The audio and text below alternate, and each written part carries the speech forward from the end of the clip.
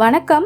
இன்றைக்கி நம்ம ஐஸ் பிரியாணி சேனலில் சேனைக்கிழங்கு மசியல் பண்ண போகிறோங்க. தேவையான பொருட்கள் பார்க்கலாம். சேனைக்கிழங்கு 1/2 கிலோ. இதை வந்து வேக வச்சு மசிச்சு எடுத்து வச்சுருக்கிறேன். அது பண்ணுறதுக்கு இப்போ நான் இந்த ப்ரெஷர் குக்கரில் இதை நம்ம எடுத்து வந்து சேனைக்கிழங்கு சேர்த்துருக்கேன்.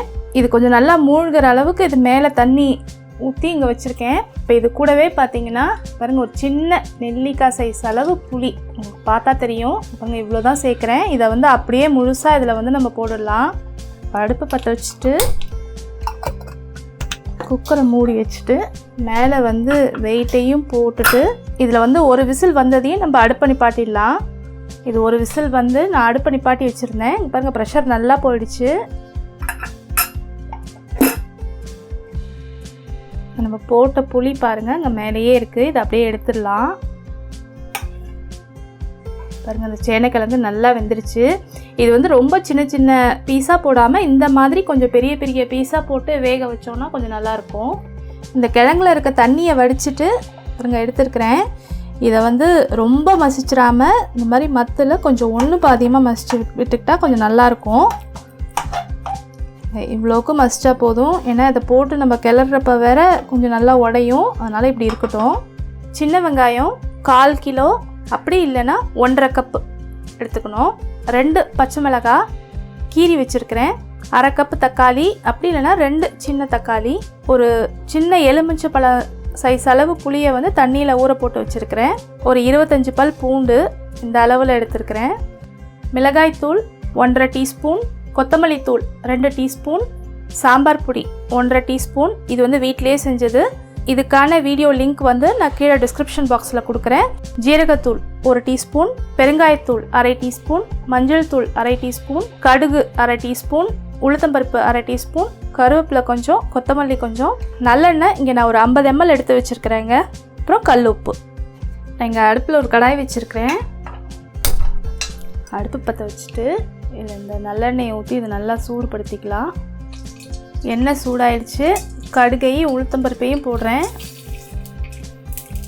கடுகு வெடிக்குது. கருவேப்பிலையில் கொஞ்சமாக சேர்க்குறேன்.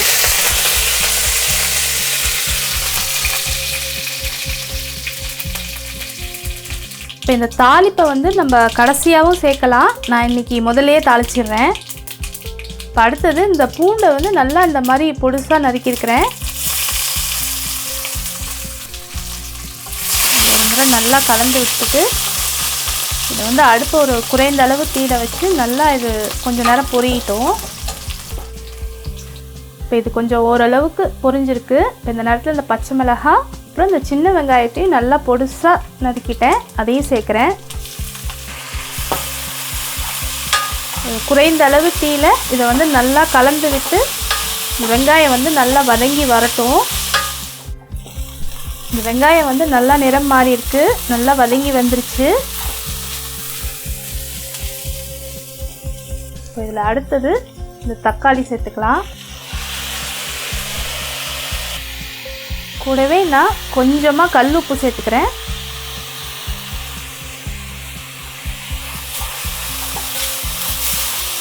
இதை நல்லா கலந்து விட்டாச்சு. தக்காளி நல்லா மசிஞ்சிருச்சு. இதில் அடுத்தது நம்ம எடுத்திருந்த எல்லா பொடியையும் இதில் ஒன்றா சேர்த்துருக்கேன். இந்த ஒரு கிண்ணத்தில் இருக்குது. இதை அப்படியே சேர்க்குறேன். இதை வந்து அடுப்பை வந்து சிம்மில் வச்சுட்டு கலக்கணும். அப்போ தான் வந்து அடியில் ஒட்டாது. இப்போ இதில் வந்து ஒரு 1/4 கப்பு தண்ணி சேர்க்குறேன். இப்போ இது ஒரு குறைவான அளவு தீயில இந்த மசாலா பொடியோட பச்சை வாசனை எல்லாம் நல்லா போகட்டும். இப்போ இது ஒரு 2 நிமிஷம் நல்லா வதங்கி வந்திருக்கு. எல்லாம் ஒன்று சேர்ந்து வந்துருச்சு பாருங்கள். இதில் அடுத்தது இந்த சேனைக்கிழங்கை சேர்த்துக்கலாம். இதை வந்து பொறுமையாக நல்லா இதெல்லாம் ஒன்று சேர்கிற மாதிரி கலந்து விட்டுக்கலாம். இப்போ இது நல்லா கலந்து விட்டு இதெல்லாம் பாருங்கள், ஒரு 2 நிமிஷம் ஒரு குறைவான அளவு தீயில நல்லா ஒன்று சேர்ந்து வந்திருக்கு. இப்போ இதில் அடுத்தது நம்ம எடுத்திருந்த புளியை வந்து நல்லா ஒரு கப் தண்ணியில் கரைச்சி வச்சுருக்கிறேன், அது சேர்க்குறேன்.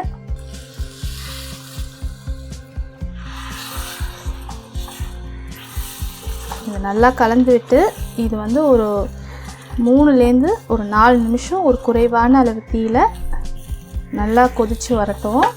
இது வந்து நமக்கு எவ்வளோ திக்னஸ் வேணுமோ அதுக்கு தகுந்த மாதிரி இன்னும் கொஞ்சம் வேணால் நம்ம தண்ணி கூட சேர்த்துக்கலாம். இப்போ நான் இதில் இன்னொரு 1 கப் தண்ணி சேர்க்குறேன். இப்போ இதில் பார்த்திங்கன்னா உப்பு காரம் எல்லாம் சரியாக இருக்குது. இது வந்து கொஞ்சம் கொதித்து வரட்டும். பாருங்கள், இது ஒரு 4 நிமிஷம் நல்லா குறைவான அளவு தீயில் கொதிச்சிருக்கு. பாருங்கள், மேலே நம்ம ஊற்றின எண்ணெய் நல்லா பிரிஞ்சு வர ஆரம்பிச்சிருக்கு. பாருங்கள், பார்த்தாவே தெரியும். இப்போ இந்த சமயத்தில் நம்ம அதை அடுப்பை நிப்பாட்டிடலாம். மேலே கொஞ்சம் கொத்தமல்லி தூவுறேன். அவ்வளோதாங்க, நம்மளோட சேனைக்கிழங்கு மசியல் ரொம்ப சுலபமாக தயாராகிருச்சு. இது வந்து செம்ம டேஸ்ட்டாக இருக்கும், செஞ்சு பாருங்கள். இது வந்து சாதத்துக்கு அதே சமயத்தில் டிஃபனுக்கும் ஒரு எக்ஸலண்ட்டான காம்பினேஷன் இது. இந்த சேனைக்கிழங்கு மசியல் நீங்களும் உங்கள் வீட்டில் ட்ரை பண்ணி பாருங்கள். ட்ரை பண்ணி பார்த்துட்டு உங்களோட கருத்துக்களை என்னோட பகிர்ந்துக்கங்க. ஐஸ் பிரியாணி சேனலில் மறக்காமல் சப்ஸ்கிரைப், லைக், ஷேர் பண்ணுங்கள். நன்றி.